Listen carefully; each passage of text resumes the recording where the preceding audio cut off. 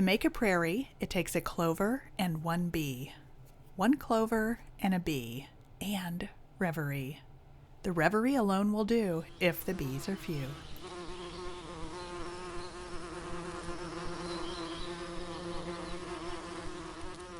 Welcome to Bees and Reverie Radio, the podcast where we talk about pollinator gardens, native plants, bees, butterflies, and other topics related to biodiversity, including what we can do in our own backyards.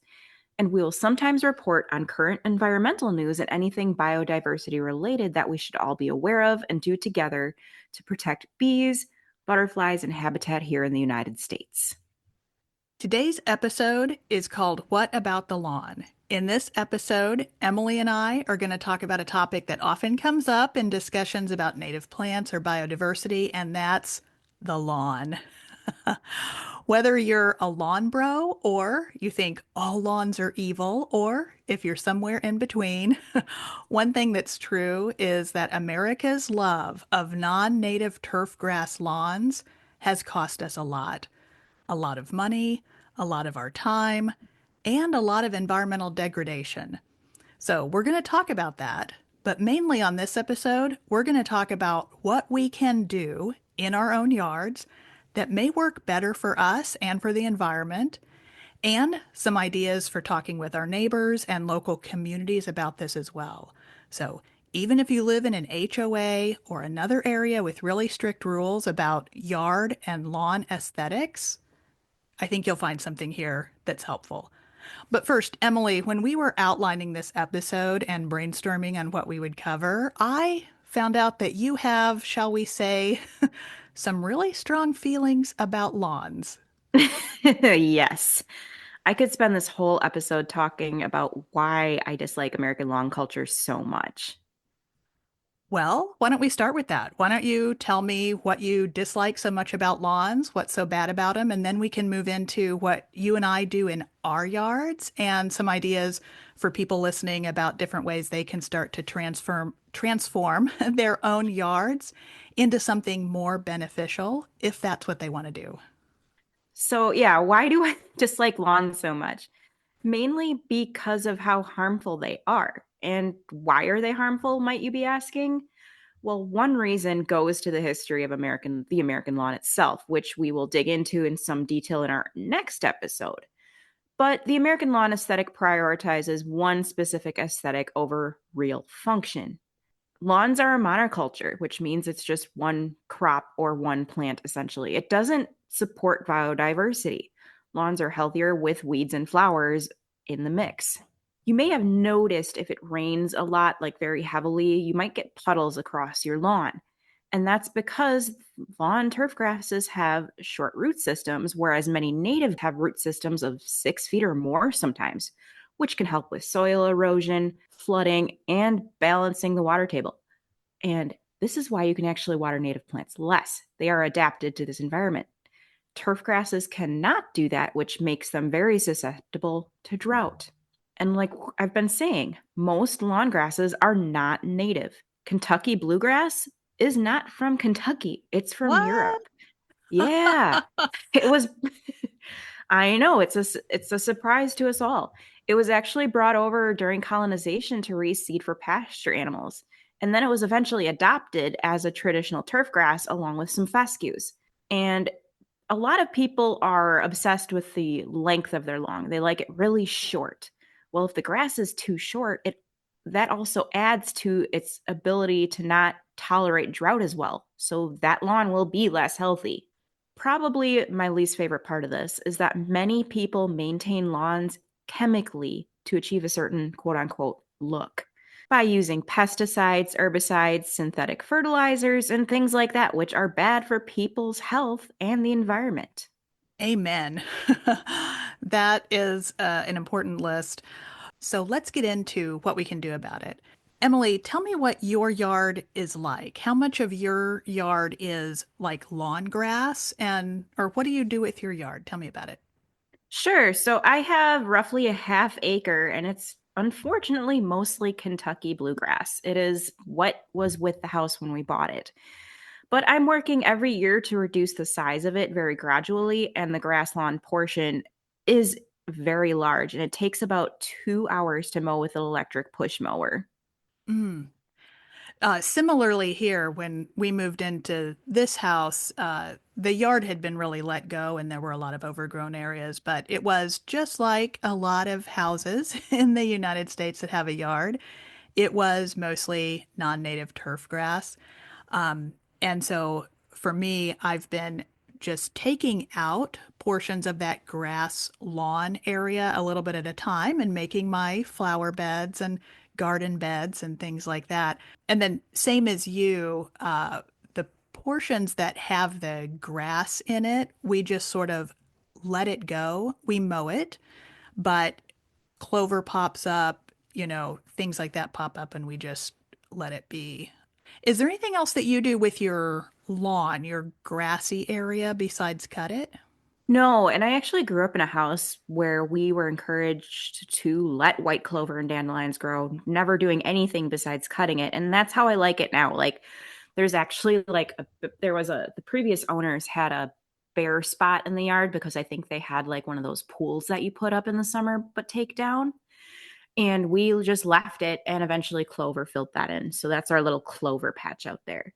And I always think about how my dad always talked about these neighbors that were across the street from us and always like called them the quote unquote perfect people because it was as if they were like always treating their yard with chemicals. Like he would just go out in the front yard and kind of just like shake his head and quietly judge them. And that's kind of the how I am now too. Like it just is so unnecessary. You can have a lawn, like there's a place for lawns, but the whole like I think the my least favorite part is the chemical treatment of it that a lot of people do. Same. Absolutely the same here. It's interesting, like how your idea of what is an aesthetic yard changes over time as you learn what's Hmm. good and bad for the environment. So ideally, are you looking to replace your entire lawn with native plants? No, actually, I would like to replace most of it. And obviously, like you and I are both doing it very gradually because that's the easiest and most cost effective way to do it. But you know this because you have a dog, but I have two of them and they absolutely need a place to run and play. They're very high energy and I'm happy to leave them some space, but like slowly those flower beds are going to expand into that space. But I also like you said, we let the dandelions and white clover grow so that lawn can be utilized by pollinators while we still have it for those dogs. Yes, I also have a dog that is very high energy, and almost every day there's a dog friend of hers that comes over to play in the Aw. yard with her, and they like to run around. I've been surprised though, as I have been replacing more and more of my yard, over the last few years, making this transformation of replacing it from mostly non-native turf grass into more and more pollinator garden beds and native plants. And some areas where I grow food. I've been surprised how much the dogs like exploring in those areas and playing in those Yeah, areas. they Um, do. yeah, I think it's very enriching for them actually. Hmm. But like you, I will keep a portion of the yard that's a lawn, the way you and I think of a lawn, which has clover, dandelions, or whatever grows up in it, and we just keep it mowed. Just so there will be a place where the dog can, do her business or run around a little if she wants to, or we can sit out there with a lawn chair or something. And when I started this whole process of transforming my yard, I was busy working more than a full-time job at the time. I just didn't have time to do it all at once. And so, like you said, it's easier to do it that way financially, but also because of the resource of time. I've been doing Yes. it bit by bit, and it's worked out well. And also, I learn as I go about what works in my own yard. But yeah, like you, I'm also keeping a portion of my yard as lawn. So yeah, lawns absolutely do have a function and place in our society. Like we're not going to go on this podcast and lecture everybody who has a lawn. It's just not possible, for one. But lawns are great for recreation. There are parks for animals and people, places for kids and animals to run around at home. They're a great gathering space. You can play some lawn games, sports, etc. And they also make great pathways. turf grasses are a relatively easy to maintain substrate for paths and nature areas. For example, we like to hike down here in the southern Kettle Moraine State Forest. And a lot of times where there's a prairie section in the woods, like a clearing, they will just cut it a path and have it be mowed grass. I actually, in my own prairie garden, which I'm slowly expanding, to kind of make it work with the idea of a suburban lawn, I actually do have a path going through that. And I'm gonna eventually add like a little bench to sit on and stuff like that. I can do a tour on our social media sometime to show you because it's hard to tell you how it looks. But I'm actually gonna keep a grass path for that as well, especially because, like you said, my dogs do like to forage there, so they usually will utilize the path and then kind of sniff around the edges and whatnot. Yeah. Um, I would love to see pictures or videos of what you're doing with your yard if you do show them on social media. I've visited here. I live in Maryland, just outside Washington, D.C., and there are a couple of neighborhoods, not the one I live in, but there are a couple of neighborhoods not too far from me where their cities have passed regulations that actually prohibit the use of chemical treatments in oh, I wish yards that was strictly for cosmetic purposes. So it doesn't stop people from okay. using chemical treatments in their yard, but they are not allowed to use chemical treatments strictly for cosmetic purposes. So like just to keep clover out of your lawn or something, you wouldn't be able to do. Okay. And these places really encourage native plantings. The whole county that I live in does allow native plantings in the yard. But in these neighborhoods, I have loved just going and looking and seeing how every person in the neighborhood does it a little differently. There are some folks who took out all their turf grass, and so their entire yard is native plants, and so it looks like you're walking through a native prairie. There are some other folks that have mostly lawn, but you can tell they're not using those cosmetic treatments, so it's not like that perfect dark Mhm. green uniform lawn, but it is a lawn and they keep it mowed and then they've got like native plants or something around the edges. But what I found really interesting is the people who are sort of doing something like a half and half kind of thing. Like there are some Mhm. houses where like there's a little path walking up to the front door and it's a small front yard. And on one side of the path, it's all native plants that may be growing 4 or 5 feet tall or whatever. And then on the Mhm. other side of the path, the other half of their little front yard is lawn, is turf grass. So that's interesting, just thinking about creative ways of doing this. So I would love to see what you're doing because as I mentioned earlier, my experience with how I feel about yards that I see over time has changed. And it seems to me that many other native plant enthusiasts feel that way too, where kind of what we think actually looks beautiful changes over time as we learn what's helpful or harmful for the environment or biodiversity. What about you, Emily? Have you noticed that as well, or? Oh, yeah. And I think it would be great if we both shared our yard progress on social media, just as a little afterthought to what you said. But yeah, for me personally, uh, the reasons we listed earlier are why my opinions changed along with just embracing native plants. And I really dislike the culture and societal expectation of keeping the perfect lawn in order to be a good neighbor or citizen. And that can hinder the progress we want to make to support biodiversity. But at the same time, yeah, we don't need to entirely destroy lawns as a concept. There are some ways we can have lawns that serve a purpose but don't harm our ecosystem. So, how do we do that, right? So, we can reduce non native turf grass lawns and plant native grasses instead. And obviously, in tandem with that, plant native plant habitats. 85% of the land east of the Mississippi is actually privately owned. So we can absolutely use that space to increase habitat that we've destroyed. And that is something that Dr. Doug Tallamy talks about in his book and presentations called Nature's Best Hope. And I like something that I've heard ecologist Ben Vaught say. He's from Prairie Up or Monarch Gardens. He says that lawns should be seen more as area rugs than wall to wall carpeting. And I like that way about thinking about it.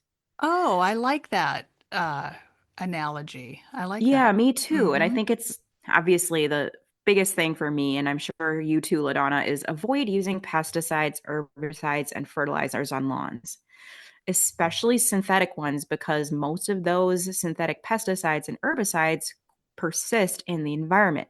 And what that means is that while an organic pesticide or fertilizer will naturally break down over time into an inert and safe natural component, synthetic ones don't break down as easily or quickly. So they leave behind a toxic residue that is not only bad for pollinators and insects, but can also be unhealthy for people, children, and pets. That's why in some places there are regulations that lawn companies have to follow and put those little flags up that you'll see walking by. Hmm. People need to start being okay with some quote weeds in your yard. That is one change I'm happy to see more people making. I think over time, more people are just letting the dandelions and clover grow. Now, clover and dandelions that we see in our lawns are not native to the US, but they aren't considered harmful and they grow well in non native grass lawns. It's okay to let those dandelions and clover bloom within our lawns, and native bees will still visit these flowers. They shouldn't be a complete replacement for native plants, so that's still why I create and protect adjacent habitat. You can also plant other things like creeping thyme. That's a pretty popular one. That's a ground cover alternative, and it's okay to plant in most areas. I actually watched a webinar through the UW Madison Extension on bee lawns in 2023, and they had an expert from the University of Minnesota. They have a bee lab at that university, and they said during a study they did, 97% of native bees still visited that creeping thyme. So that's another thing to think about is considering a bee lawn. Turf grass and seed mixes are sold with native and non-native short height nectar plants that support pollinators, and University of Minnesota sells a mix. There are other commercial mixes available, but I think theirs is obviously expertly created. They are typically mixed with a finer fescue. Kentucky bluegrass is thicker and higher maintenance, so it is harder for those other flowering plants mixed into actually like grow because they can easily be choked out by the Kentucky bluegrass. So they do typically mix them with a fescue, which is another non-native lawn grass that's used a lot, but it's easier to work with. And some of the plants that are included in these mixes include native self-heal, Dutch clover, and creeping thyme. Those are some really good examples. I have creeping thyme in my yard too. There's a portion of my yard where I put some creeping thyme down several years ago, and I did notice that bees do visit those flowers. When some people see my yard that has things like creeping thyme in it and clover and some short native flowers that I've seeded as well, some people worry about the bees all over the lawn. And let me tell you about my neighbor. I mentioned earlier that my dog Violet has a friend, a dog friend that comes over Mm-hmm. almost every day and they play in the yard. And part of the reason for this is although I live in a house with a yard, right across the street from me are some condos where people don't have yards, they're in a condo. And Mm-hmm. Violet happens to have made very best friends with a dog that lives in that condo over there. And that dog's owner likes to come over into our yard barefoot almost every day if the weather is nice. Wow. He brings his dog over here for their dogs, for our dogs to play, and he is completely barefoot in the yard and he's never gotten stung. You know, bees, a lot of bees don't even have stingers. Bees don't want to sting people. Bees don't tend to sting people, but that's something that I have had people ask sometimes when they see my yard and all the bees flying around. People don't ask it so much in person, but they've asked it on social media. What about the bees? Do people get stung?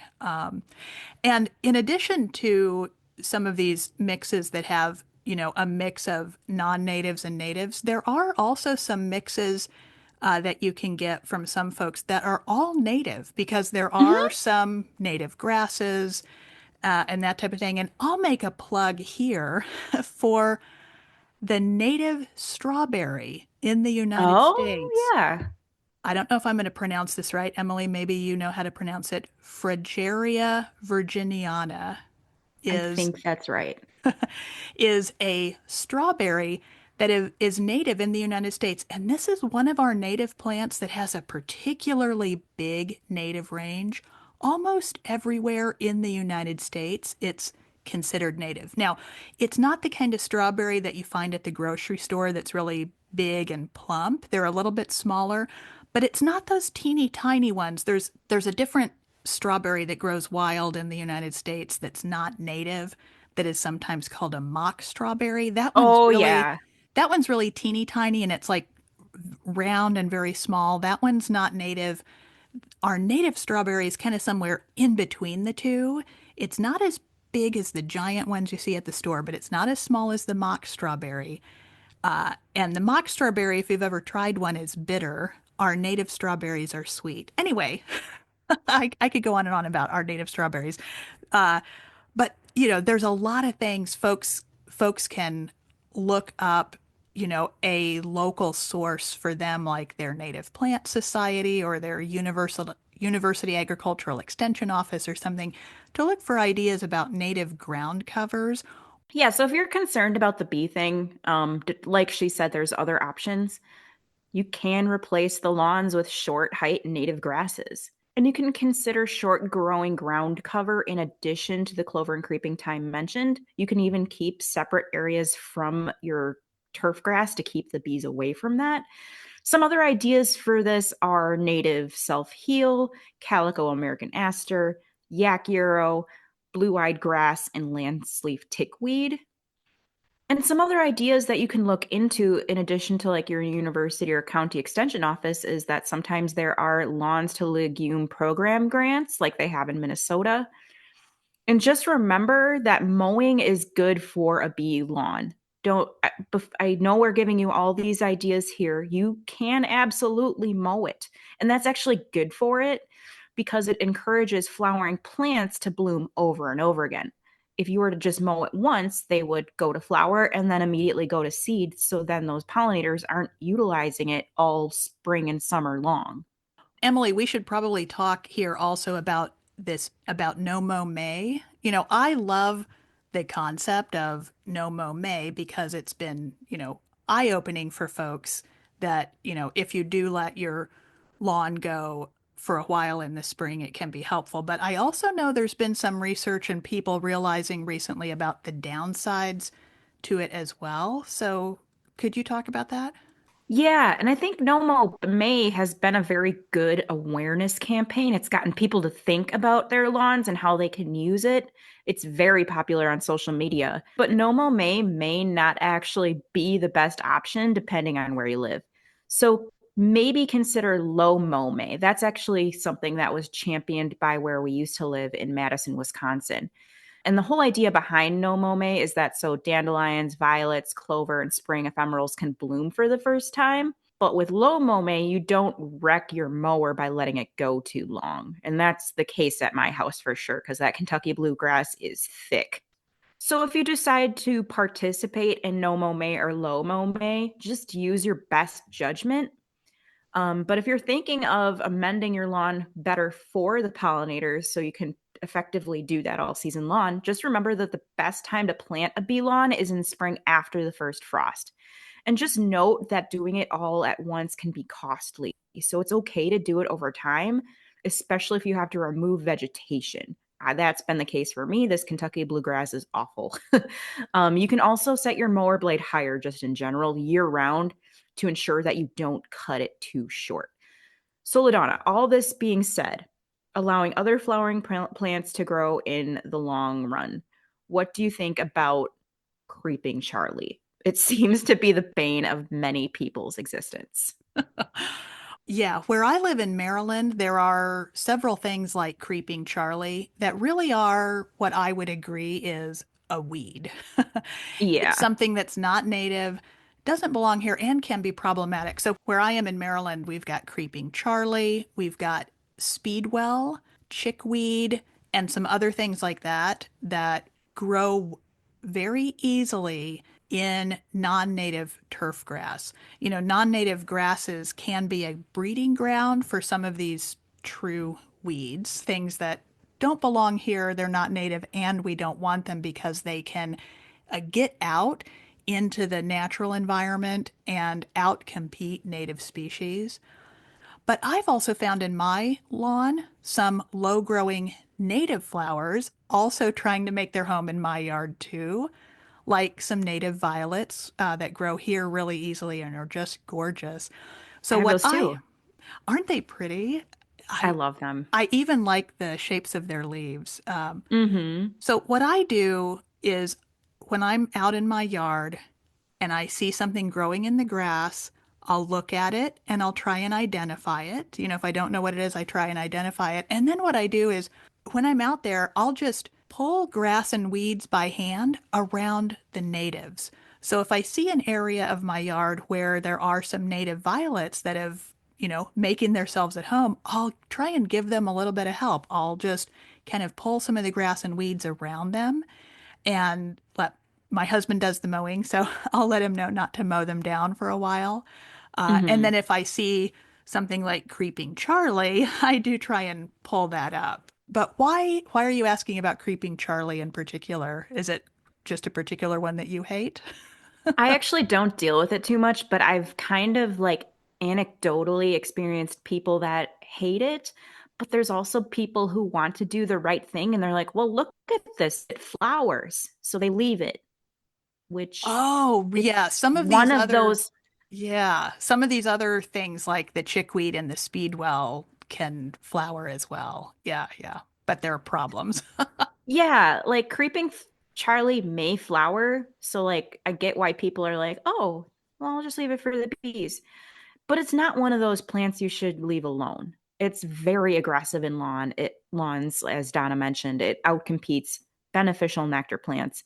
It actually has a very inconsistent nectar quality and has poor pollen quality. So it's not the most nutritious option for our bees. And yeah, they may visit it, but the percentage at which they do is less. So it's better to utilize that space for things that they can use. It also doesn't really rebloom and it is invasive. One of the top guidelines when gardening for nature is to remove and not plant invasives. We will talk about that over and over again. We've already talked about it. We'll be repetitive with it. But the best way to get rid of it is to remove it by hand. But it's obviously a very, very stubborn weed. And consider a very targeted treatment if it's necessary, because we get it. Yeah. And maybe this would be a good time for us to talk about some ideas that people can look into if they want to just remove their non-native turf grass, either partially or completely. Because if you do have a lawn that has a lot of stuff in it that's a problem, like the creeping Charlie and all that kind of stuff, it may be that you want to just remove some of that turf grass so that you can replace it with, a proper bee lawn or native grasses Mhm. or a small flower bed area. Some people, just dig up the turf grass, and that's one option. Another option that folks can look into is something called the lasagna method. And Emily, you may have mentioned this also in an earlier episode. The lasagna method is something I've used in my yard to get rid of some of the turf grass and put a native flower bed there. What the lasagna method is you put something down on your yard that will decompose, like untreated cardboard is one example that folks use. Cardboard that doesn't have any ink on it or any chemical treatments to it. You can get things specifically for this as well. You lay that down on the ground and then that will start to smother the grass. But then you put other layers on top of it. And that's why it's called the lasagna method. So there's a layer of cardboard down, and then right on that, you can put on some garden soil, whatever kind of garden soil, that you want to have there for your seedlings or your plants. And then you can put seeds on that and you can grow directly on that cardboard. What some folks will do is they'll poke a hole in the cardboard if you're planting a baby plant there. And then you can also mulch around those plants or mulch around the edges. Folks can look that up. There's some different ways of doing it. Again, it's called the lasagna method. But it's a way that you don't have to actually dig up the turf grass. What's happening is underneath that layer of cardboard, that grass is dying back and it's actually feeding the soil underneath it. And then if you're using a cardboard or something as your bottom layer that is truly biodegradable, non-toxic, then, over time, you're continuing to build the soil there instead of just taking the soil away. And Emily, you've talked about using solarization. Yeah, so I've used the lasagna method a little bit, but I've mostly used solarization because it's just been easiest for me to get rid of the lawn the fastest. And what that is you essentially take sheet plastic, or you can take like a tarp and lay that down on an area that you are looking to smother the lawn. Now, I've personally found it best to use transparent plastic. You can get rolls of it at your local hardware store. I think it's used as like a paint drop cloth a lot. But what you do is you lay that over the area that you are wishing to plant in. And you can start, it's probably best to start this in like early spring, depending on what kind of winter you have, just to give it as much time as possible. Because what'll happen is when the sun beats down on this plastic, is it essentially bakes the grass. And you leave it on for a few months, especially during the warm summer months. And by the time fall comes around, you can take that plastic up and basically be looking at dead grass, maybe even just dirt, depending on how long and how effective that was. And the reason I say that I've found that clear plastic is the easiest is because it does offer that like prism effect. So I think it accelerates that more. But then you can either just plant some seed directly, or you can plant some like perennials that are more full grown in that time period. Just make sure that the grass is like not thick and you can actually plant in it. You might have to till a little bit. But that's why I recommend doing it earlier, so it does have time to actually kill that grass. And it's essentially just, you can just kind of like get away with the debris is easier to move, if that makes sense. But that is what I have mostly done to remove my prairie. So this year, I actually do have another roll in the garage. I'm going to lay that down and expand. And then in the fall, I'm going to buy another pollinator prairie seed mix from Prairie Moon Nursery and lay that down late October. Did I explain that okay? Yes. Yeah. Okay. So we've talked about some good stuff here, like how to work with the grass in your lawn, if you want to do that and just shrink the size of your lawn. And then we've talked about mentioned the lasagna method and solarization as ways of getting rid of the turf grass instead of having a fresh start in a place if someone wants to do that. But Emily, I'm also curious how your neighbors have reacted to these things. Like when I'm doing the lasagna method, in a portion of my yard, it looks kind of junky. Yeah. And I'm curious how your neighbors have reacted with what you've been doing in your yard, and I think you have some ideas for how people can talk with their neighbors about this.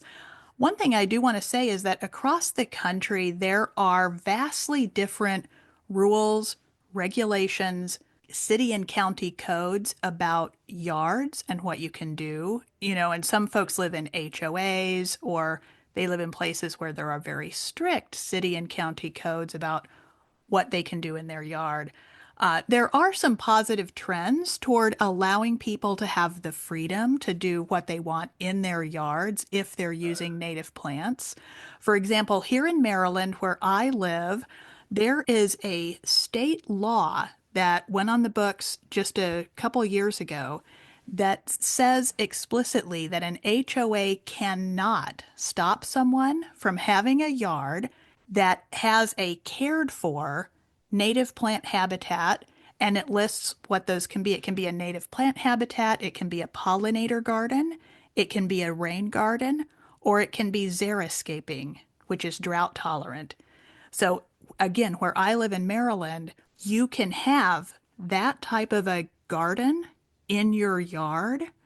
And no matter where someone lives in the state, even if they live in an HOA, no one can stop them from being able to do that, as long as it is well maintained. That's And I, great. yes.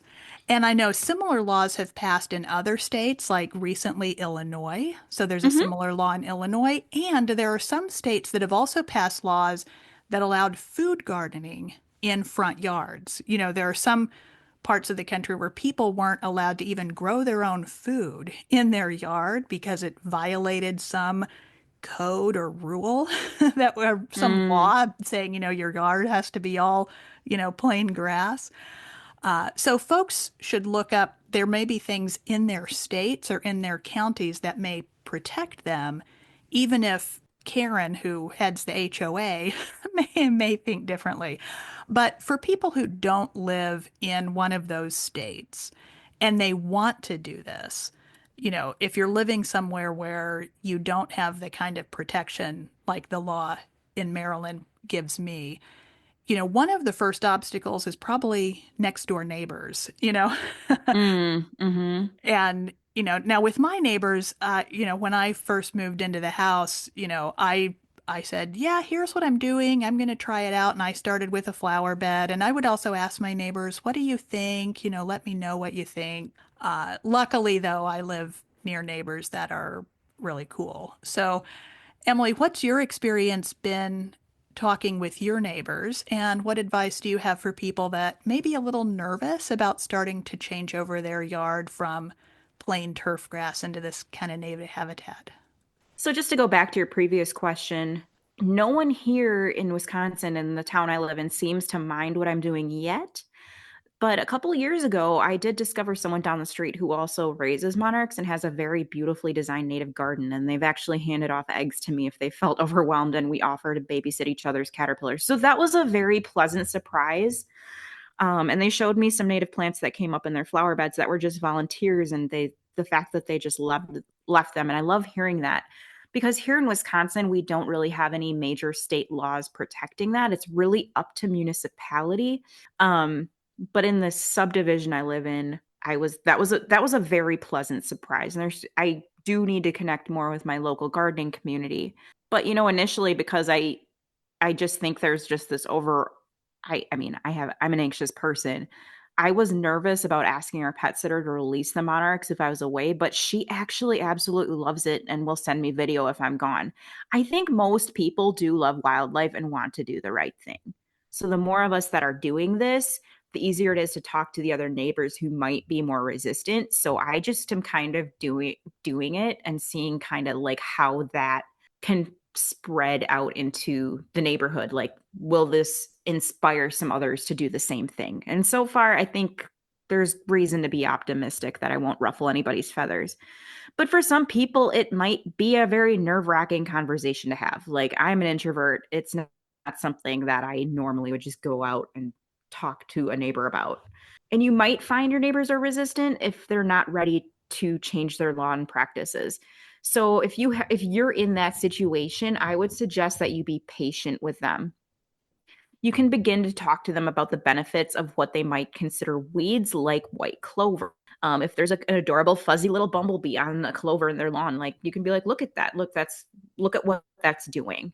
They can also practice low input lawn methods. So, like I mentioned, like setting the blade a little higher to keep the grass healthier and greener. So, if they are somebody who wants the aesthetically perfect green lawn, it's better to let it be longer than perfectly short. Usually, when it's perfectly short, you're going to deal with brown patches and stuff like that.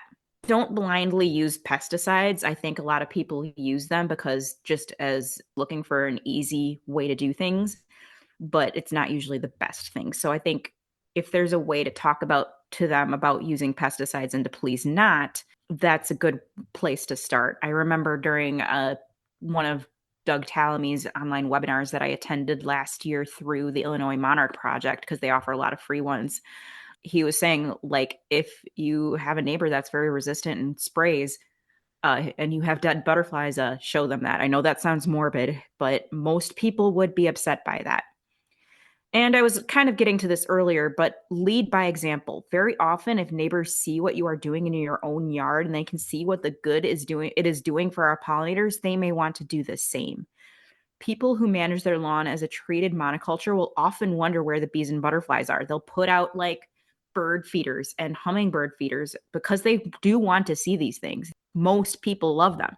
Show them. Yeah. They're in your I can just, if my neighbor was like this, I can be like, "Look, they're in my yard because I'm actually giving them what they need." And if Yeah. you want that, you need to do the same if you want to see them in theirs. And maybe that'll get them thinking. Yes. Nothing speaks as loudly as success. I think Yeah. when even if someone starts with a small flower bed that's a true pollinator garden, choosing plants that are native, and we've talked about this, and that will attract and feed those pollinators like the bumblebees and the butterflies, and then let those flowers go to seed and leave them as seed heads for the birds to come. I have had neighbors walk by my yard when I'm out there because I do this in my front yard. And like I said, I live across Hmm. from some condos, and I live in an area right on the edge of an urban area, so it's kind of busy. And I've had people walk by when I've been out in my yard and they'll say, "Oh, I saw the other day all of these yellow birds." I said, "Oh yeah, those are the goldfinches, and I planted these specifically for them." Or people would Yeah. talk about the butterflies and things like that, and it really it is a good way. So, if you don't want to do the lasagna method or solarization over your entire lawn, in 1 year and freak everybody out. I mean, you can do that, sure. But, if you start with one flower bed and people then see, you'll be more likely to be successful with a smaller Yes. area because you can focus on it and keep it weeded and, help it be successful. And then you can talk to your neighbors, they can see it, and then, I really loved this last year. Did you see all the bees and all the butterflies? I'm thinking I'm going to expand it. What kind of flowers do you like? I actually asked some of my neighbors, what kind of flowers do you like?